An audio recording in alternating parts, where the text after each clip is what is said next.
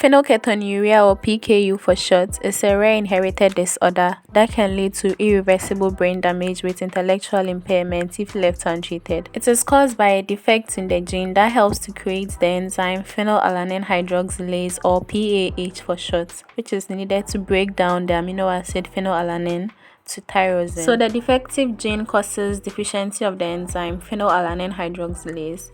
And when this enzyme is deficient, it means phenylalanine cannot be broken down into tyrosine. So this results in a buildup of phenylalanine in the blood and brain and decreased tyrosine levels.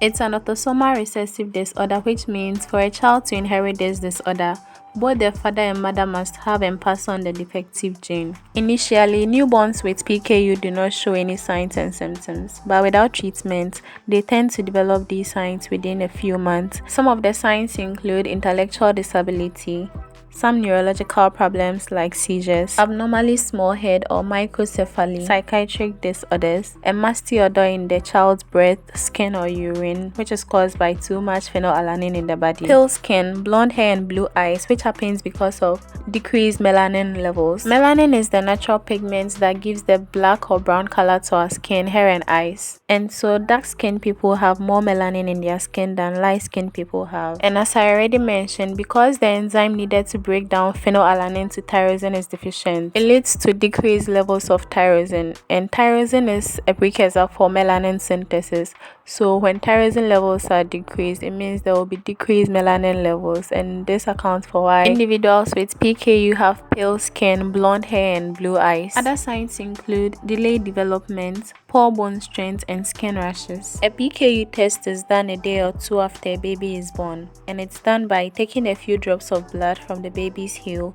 to measure blood phenylalanine levels. If the test shows high phenylalanine levels and low tyrosine levels, additional tests will be done to confirm the diagnosis. The main treatment for phenylketonuria is to follow a diet that limits phenylalanine, which is found mostly in protein foods like milk, eggs, cheese, beans and nuts, and avoiding certain foods and beverages that contain aspartame. So aspartame is an artificial sweetener that is used in many foods and beverages because it's much sweeter than sugar. And because of that, less of it can be used to give the same level of sweetness as sugar. But aspartame releases phenylalanine when it's digested. And here is the case: we do not want a buildup of phenylalanine in the blood. So it's necessary for individuals with PKU to avoid certain foods and beverages that contain aspartame. A woman who has PKU and becomes pregnant is at risk of another form of the condition called maternal PKU, and so she has to follow a specific PKU diet. Before and during pregnancy, else blood phenylalanine levels can become high and harm the developing fetus or cause a miscarriage. Let's try this question.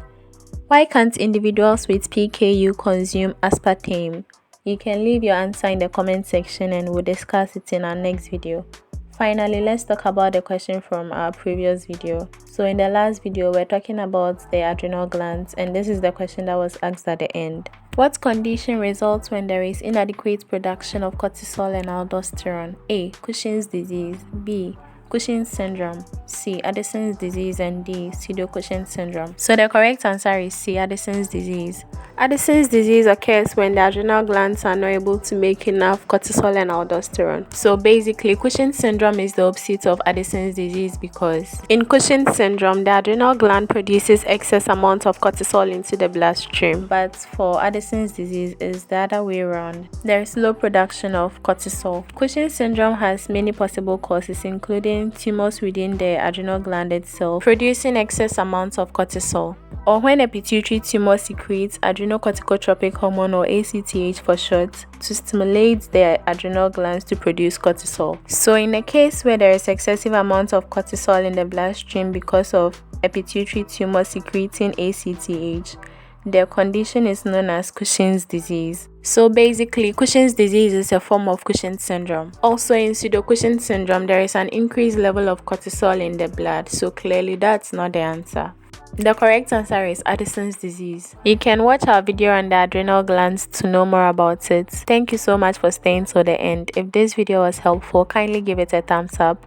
share with your friends, leave a comment, subscribe and turn on your post notification bell to be notified anytime we upload a video. Also join our Telegram channel and follow us on Instagram. The links will be in the description box, and I'll see you in the next one.